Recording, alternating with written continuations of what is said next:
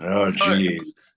all right. I've been So, warned by 5 people now not to do this. Who listens to our stupid podcast anyway? And yeah, I bet people you are none of like them have even bashing us. listened. Nobody I'm listens. sure.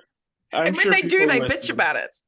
They're like, "Oh my God, Gina's so annoying." And I'm like, "Yes, I Oh my God. am." So, Captain, welcome to the podcast today. You have got Hello, quite Gina and Nicola. welcome. We have got quite an interesting podcast, I think, today. So we would love to know from you what industry you work in and how long have you been working in the industry that you have come from? I've worked in the entertainment industry for 30 years now. Um, I started back in the early 90s, and I definitely went through being from Los Angeles.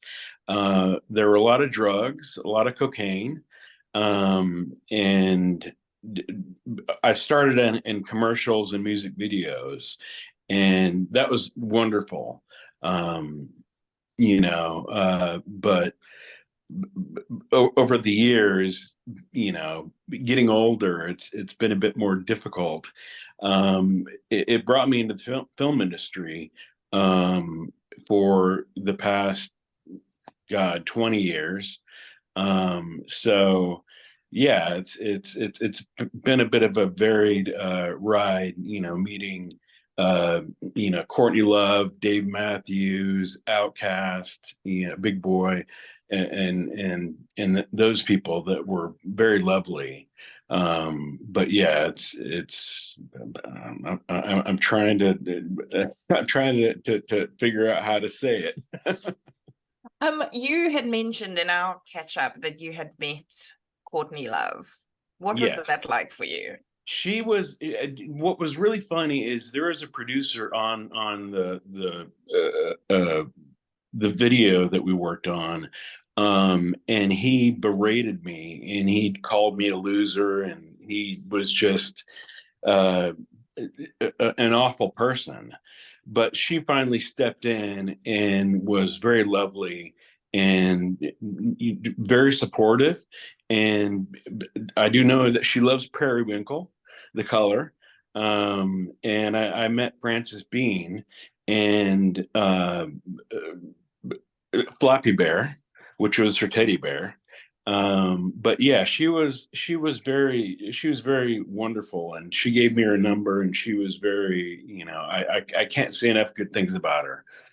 Give you a After, number. Hey ho. well, nothing ever transpired from that, but yeah, it was funny because Joe Gaglione, which was the producer that berated me, because what happened was Nancy Bardowell was the original director on the show, and what happened was I kind of went against what she wanted to do, and it was part of a production company, so he was more connected to that. But I sold Courtney Love the idea that we want more Alice in Wonderland and not like anything Nirvana or grunge. So yeah, but she was full on with it, and she loved it. And Celebrity Skin was the music video. So yeah, that was a very interesting time. Fair enough. So is being berated in front of people quite common? Yes, that's the thing is, especially in Los Angeles, it's very competitive.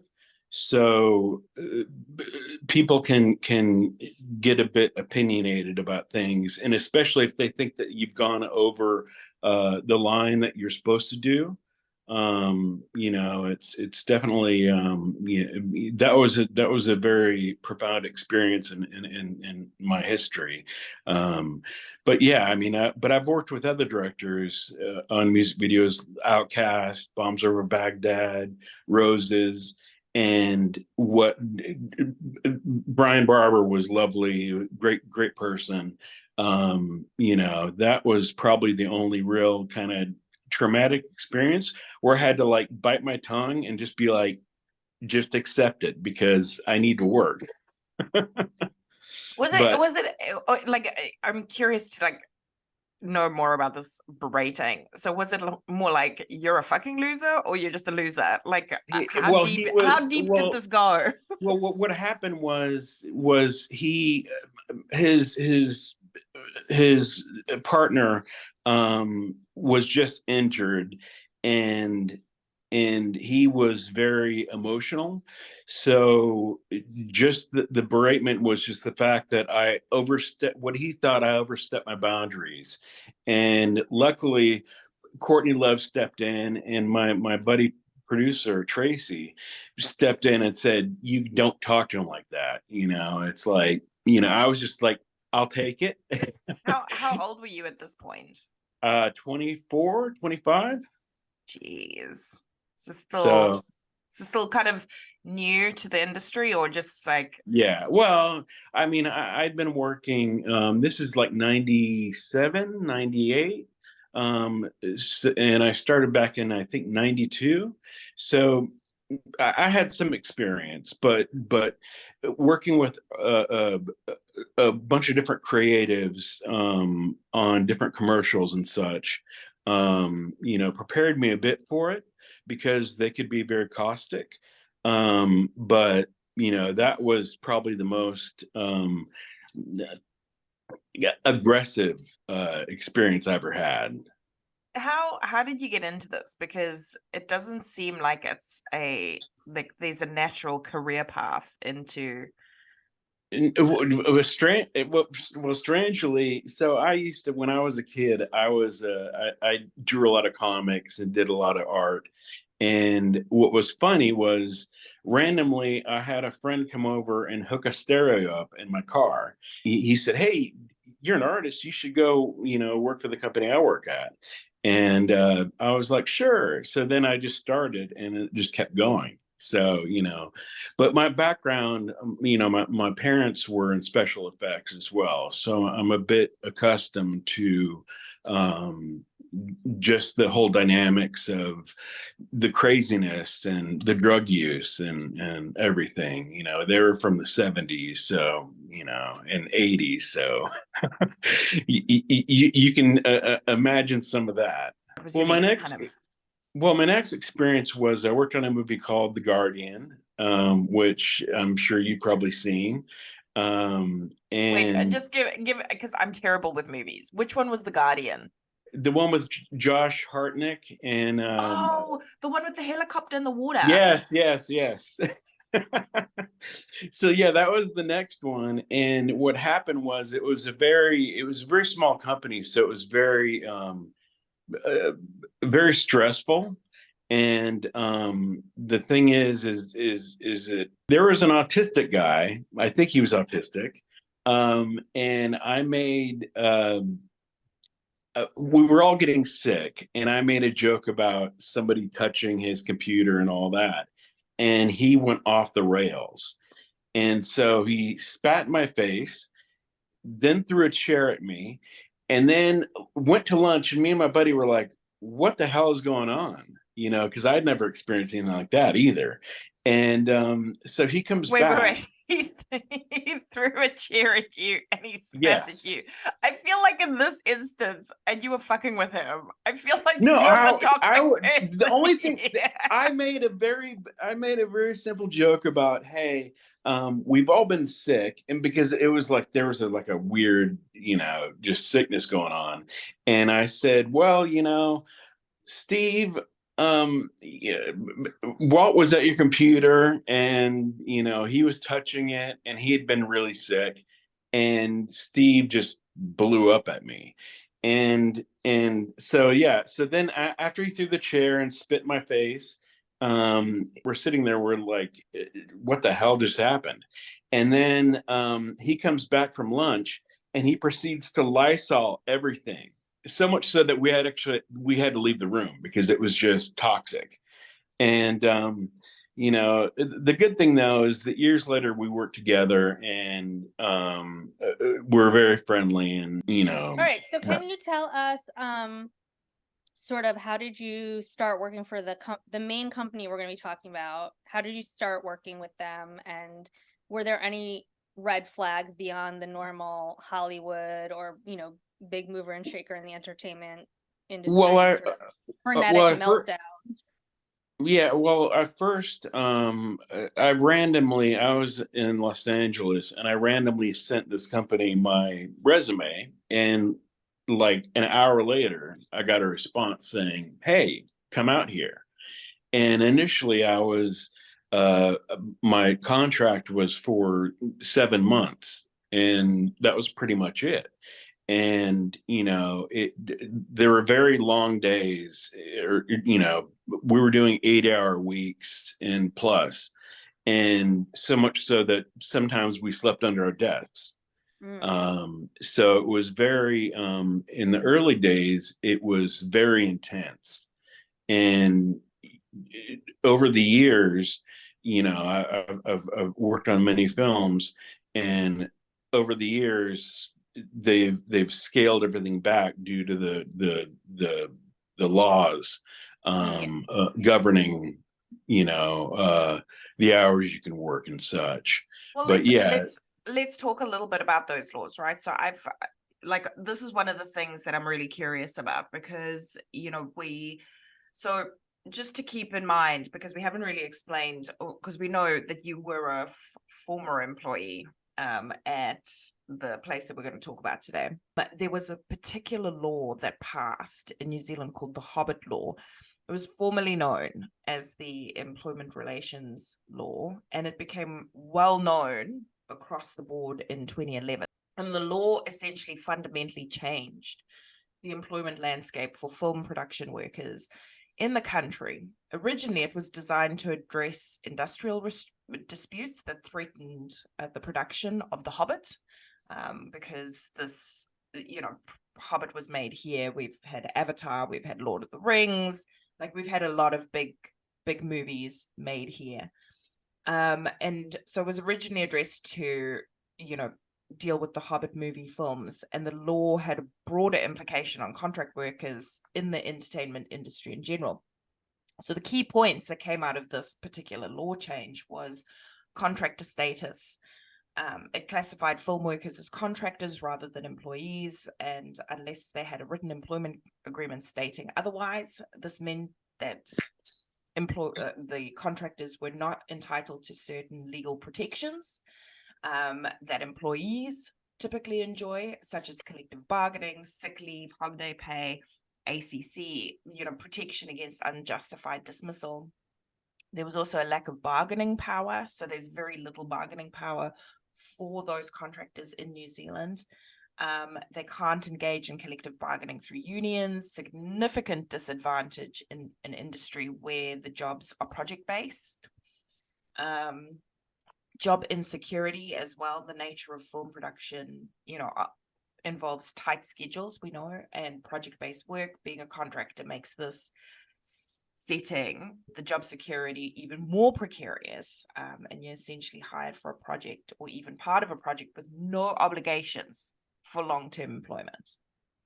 well, typically, we would get these, if you're lucky enough, you'd get a year contract and such.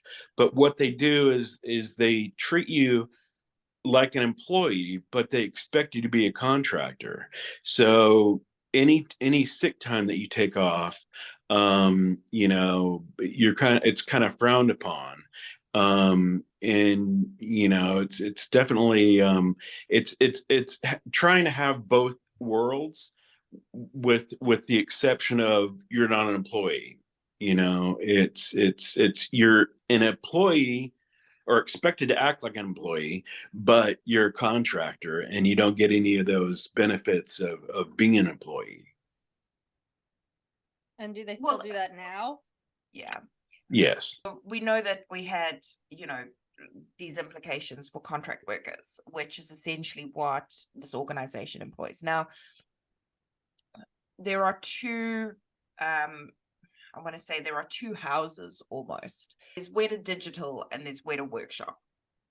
Weta Digital is the visual effects arm, and they're into their computer generated imagery, and they've made movies like Avatar, Avengers, most recently Cocaine Bear, and they focus more so on digital visual effects, 3D animation, and CGI. And then there is another arm called Weta Workshop, and they focus on practical prop design and manufacturing, and they kind of have tangible elements. So they have prop design, manufacturing, creature design, special effects makeup, and their main projects were The Chronicles of Narnia, Mad Max, District 9. And I think the reason, kind of getting right into the nitty gritty of it, both companies are part of the Weta Group, and they're very distinct entities with their own specializations, but they've both got very different workplace culture issues, and that's kind of what we wanted to speak about. They're based in Wellington, New Zealand, been part of huge iconic films, won numerous awards, but all that glitters is not gold. Jokes. When employees have, when we've spoken to previous employees that have joined this organization, they've described it as the holy grail for creativity. But what's changed is that there is a culture of toxicity, bullying, harassment that have overshadowed that creative work as well. And while the allegations are pretty serious and varied, there's been a lot around, kind of the revelation of the existence of the caveman, which I'm sure you can tell us a little bit more about. I'm aware of that. I have no idea what that is. Please explain, someone. So in 2020, 2 independent reviews were conducted. QC did an 11-week review of Weta Digital involving interviews with over 200 current and former employees, much like yourself. She received 80 complaints of bullying and another 120 complaints of inappropriate conduct. She made 17 recommendations, including developing a code of conduct and improving and reporting mechanisms. That the management, including the founders, had expressed commitment to implement these recommendations. At Weta Workshop, there was another review held, but the review cleared the company allegations, leading to further controversy because Hive found the allegations to be unsubstantiated, which raised questions around the investigation's thoroughness, fairness, did they interview enough people, were the right questions asked? And there was a lot of insight into the fact that, they had learned from the QC issue and started getting people to do NDAs, which was really interesting as well. Yeah. Well, we have to sign an NDA anytime we get a contract extension.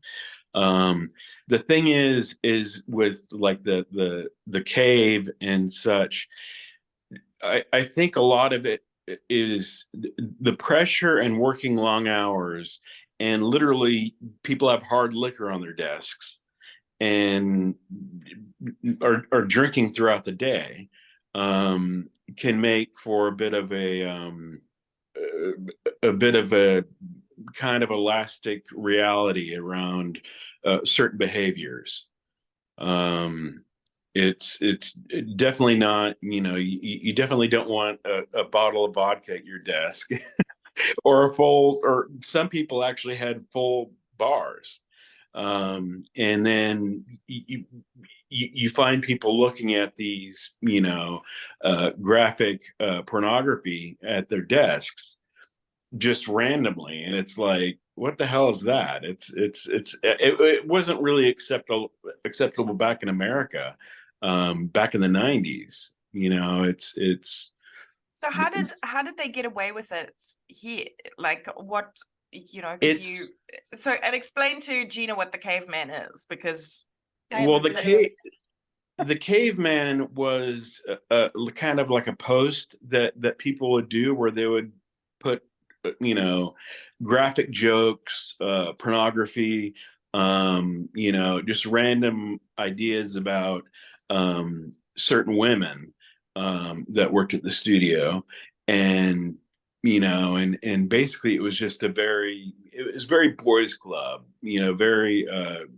kind Where of would you like put the post though? Like, was it company wide? it was an internal system that you could share things So kind of with. like So Slack or something. yeah. Okay. So yeah, it definitely was. And like I said, in that time, there was a lot of drinking. There are very long hours, and there are some very crude people that kind of abused people, or um, uh, had subjects or topics that they would talk about people and such. And these were mainly women. Um, Did it anyone was. get in any trouble, like specifically for this? No, it finally got shut down, because people were talking about it. It's like they don't want anyone to know this. But Because yet everyone's talking about it. How did the caveman kind of relate back to Porn Friday? well, that I think those two were related. So yeah, the caveman thing, or cave thing, predates my time there. It went back to like 2005, I think. So it went on until like 2013, 2014, or 2015, and then I guess HR got involved and was like, this is unacceptable. um it was definitely a very different time in the company, even though now it's become much more corporate and you don't see that anywhere anymore, which is good. But yeah, it definitely, it was a bit crazy back in the early days, or earlier days. So was it more so like that it grew out of the caveman posts? Like people were putting like pornographic stuff in that messaging system, and then Yeah. once that got shut down, it kind of morphed into, what was it? What do you guys call it? Porn Friday? Yeah. I never partook in that, but I witnessed it, and So can you explain what exactly a typical Porn Friday was like? I must know. well, it's just a lot of sharing of graphic images, of women, and various states of undress, and situations. Tactful. Yeah, well, What's okay, that? so it was just it what'd you say, Nicola? So tactful. Yeah, I mean, I think most people know what pornography is, but I think for me, I'm curious, like, how did it become like, did men and women participate in this? I mean, I It, understand women were sort of on the receiving end of like all of that well, caveman talk, but like, how did it become like a company-wide thing? Well, the thing is that we work in a mainly dominated in the past by men, and it's just kind of like it's like I would describe it as maybe a little bit of a fraternity mentality, where it's just like a bunch of guys sharing stuff with guys, but there were women around, which was made them uncomfortable and was very unpleasant. And it's like, like I said, I was never into that, because I'm like, I'm here to work, but it was more of like kind of a boys club. Do you know And anyone who did participate in Porn Friday? yes, several. Wait, okay, so did the majority of people participate in Porn Friday? Well, like I said, back it was mainly men, but Right. we had people that were getting busy in the showers. Okay, wait, Um, hold on. Because I was gonna say, like, there's nothing worse in my opinion. I'm thinking about this, and I'm like, if I were to get like super turned on at work, like, what's the point? What's the end game? Yeah, Well- like that would be horrible. I'd be like now I want to go have sex with my partner, but I can't because I'm stuck at work. Like, what is like I don't understand. Like, Well, what is the Have you got people like at work? Like, Yeah. what's happening? well, no. So we have these showers, and a few of the people would get busy in the showers, and so much so that the great guy that was doing facilities, he had to clean up condoms from the shower floor. Come on, people, like at least clean up after yourself. That's so fucked up. No, it was, you know, it's definitely changed now. It's definitely not that way. But yeah, I mean, it would, you know, it literally, people were getting busy with each other and the certain areas they could. And it just happened. It was just like I said, I was oblivious to most of it. Most of the time I'm just like, I just sit at my desk and work. But yeah, it definitely was a bit crazy. It's when there's a lot of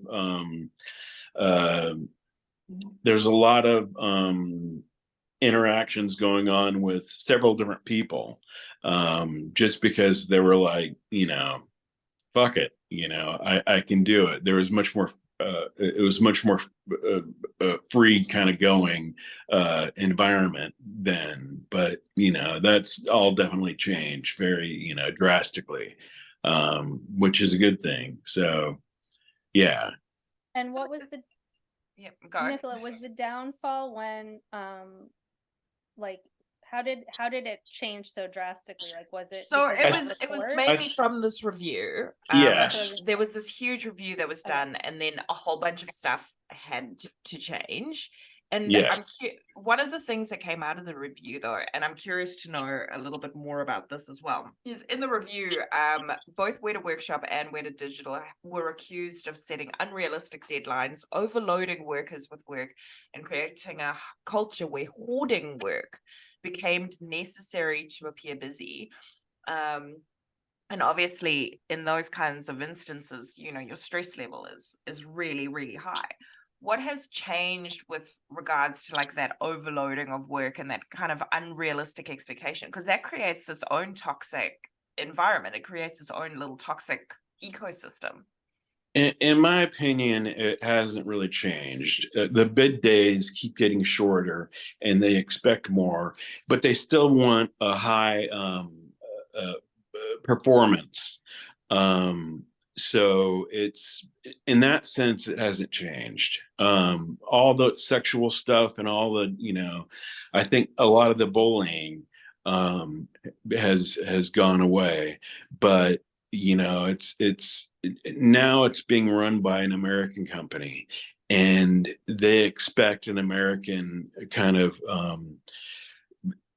you just keep going, and what they do is a lot of the friends in the past have gone away, because it's like you get to a certain age and it's like, I can't compete with these kids anymore. It's you've done a lot of work, and literally it's you're only as good as your last shot, or getting the work done.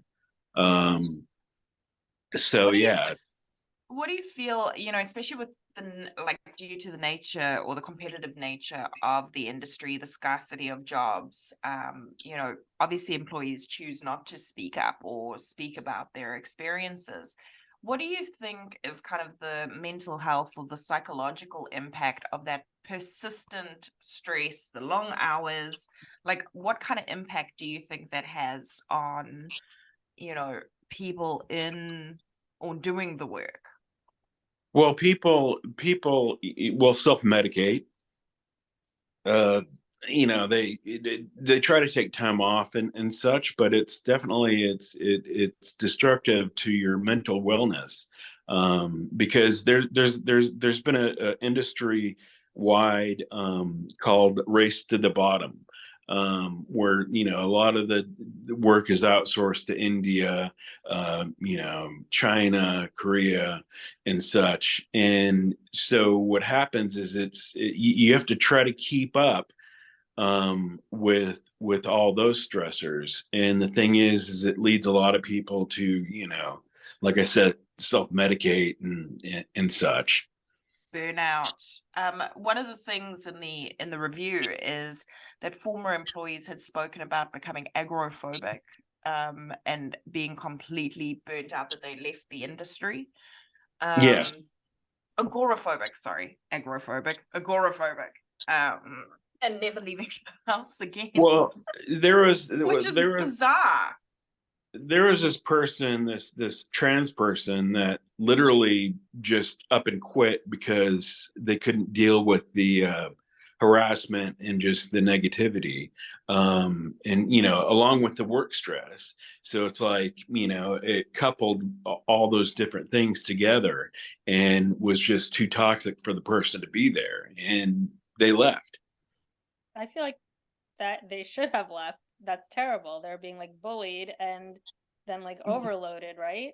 Yeah, and That's it was the person was very professional and very achieved. It was just, it just became too much for them to deal with. So I'm also curious to know, do you like in your circle, do you know anyone that's also left the industry because of kind of the pressures or the experience that they've had? Yeah, a few of the people that I know were just like, you know what, I don't want to do this anymore.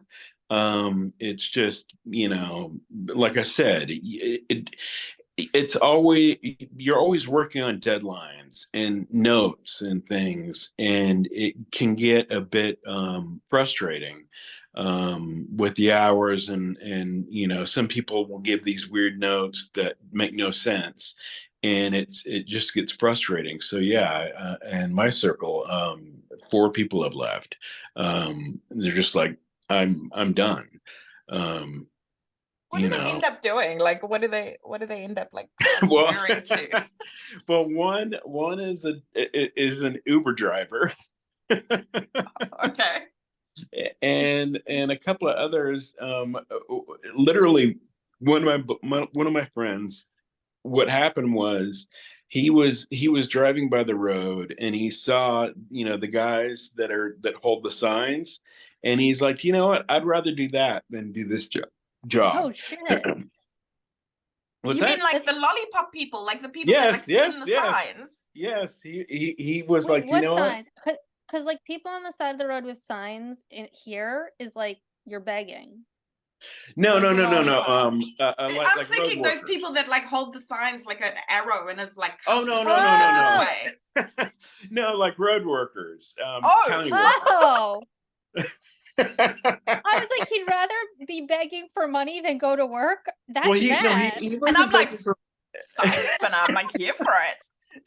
You're like, That's No, lollipops self. over here.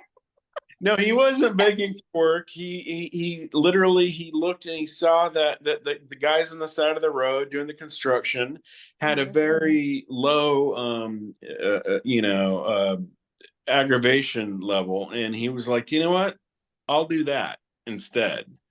Is You he know, doing that now? yes, And and is his he's level worked of stress better? you know, it definitely is less stressful, I think, than this industry, and he, you know, he'd been in the industry for many years. So he That's was, wild. yeah, no, he was just at his wit's end. But yeah, it's definitely, it's like I said, it's when they keep shrinking the bid days, and you're competing with younger people that get paid less, and you get a bit older, it gets to a point where you're, you know, just a bit, just burn out. You know, You I just think. want to explain for the listeners what a bid day is, because I feel like that's a concept in itself. Well, a bid day is essentially the amount of time that they want you to complete a task. So you can have a shot that you know, that that basically they say it should take 2 to 3 days to do this, but sometimes that's not true. And sometimes you get these you have a lot of things to do in a certain shot, and then what happens is they're like, well, you just need to hurry up. And but they still expect perfection. So it's definitely the amount of time they expect you to do a certain project, or a certain shot. Okay.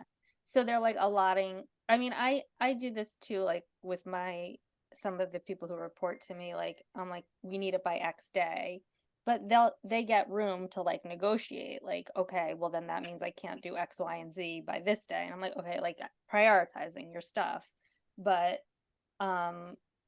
first of all, I just want to go on the record that I thought you were saying big day, like this is a big day. And then when Nicola said it, I thought she was saying bidet, like the tushy thing, and I was like so confused. So thank you for clarifying. Yeah, it's a bid day. It's bidding out a certain amount No, of time. I get it now, but like the audio, I just was like, what are we even talking about? I think most people know what a bidet is, Nicola. Why would you ask that? Yeah, because the work is shit, so you gotta like bidet your butt. Do you know what? Well, I can go into a whole other aspect about the bathroom techniques that happen, which Oh my God, wait, what bathroom techniques? Some of the people, some of the people out here can be a bit crude.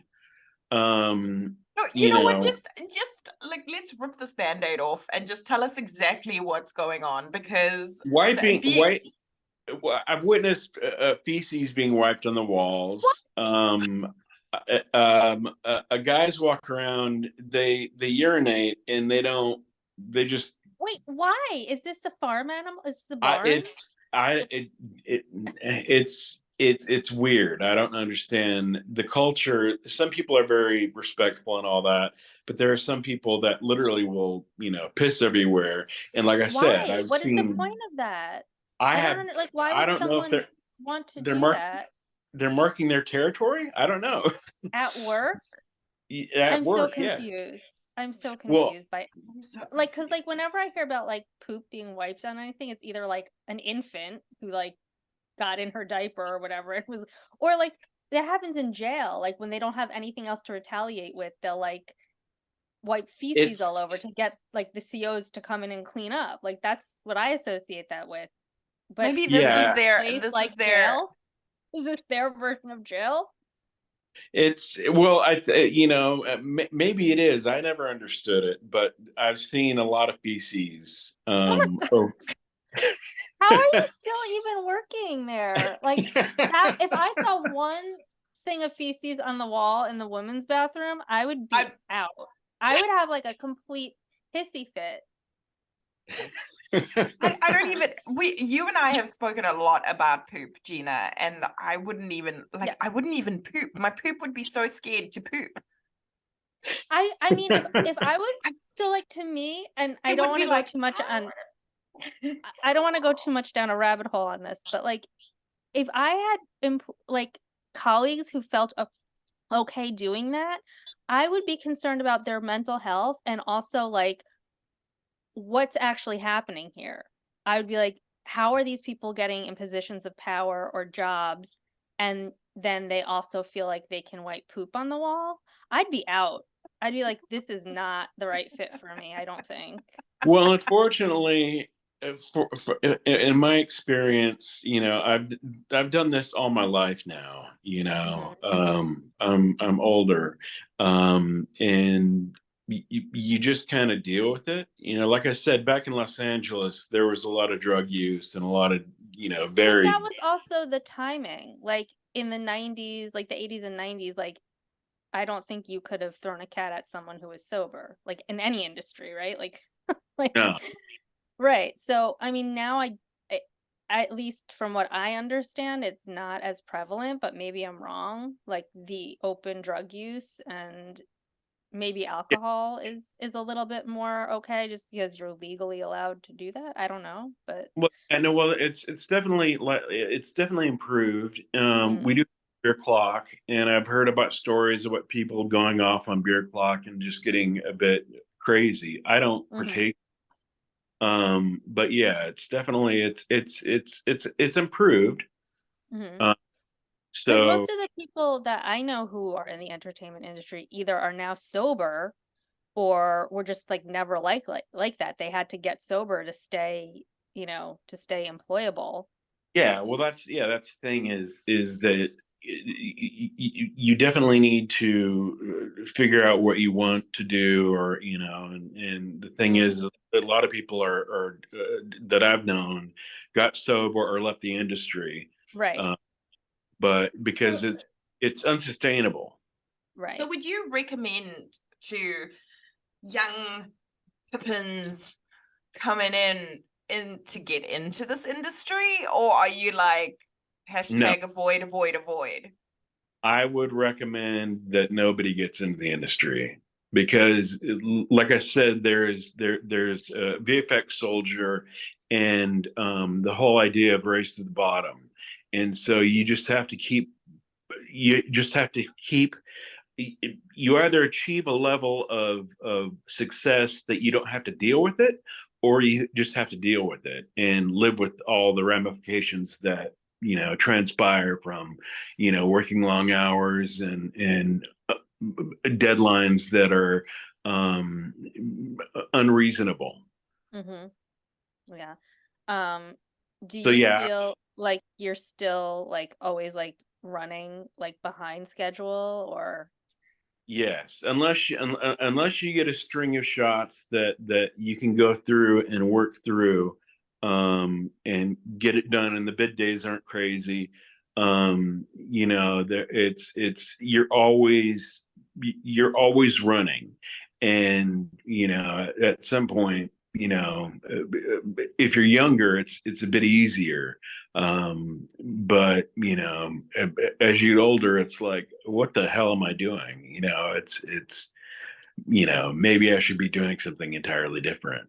But I definitely would not recommend any young people get involved in this industry because, as I said, it's you're competing with the world, and and you have none of the job security, and you have none of the benefits of having sick time or time off, yeah. and you're looked askance if you take any time off for health or personal issues.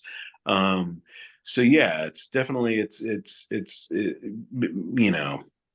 find something. How glamorous is it really during like making a movie? I have a feeling it's probably grueling and it's awful. Well, it's actually not very. It's not glamorous at all. Hold on, I need to charge my phone. Um, Hello. Yeah. Hello. Okay. Bye. Hello, goodbye. Hello. Bye. I'm like terrified of even saying anything. I see this. It's just distressing. Thank you so much for joining us on this episode of Let's Break Up, Toxic Workplace Stories. If you enjoyed our candid conversations and insights, don't forget to hit that like button, follow us on social media, and subscribe to our podcast on your favorite platform.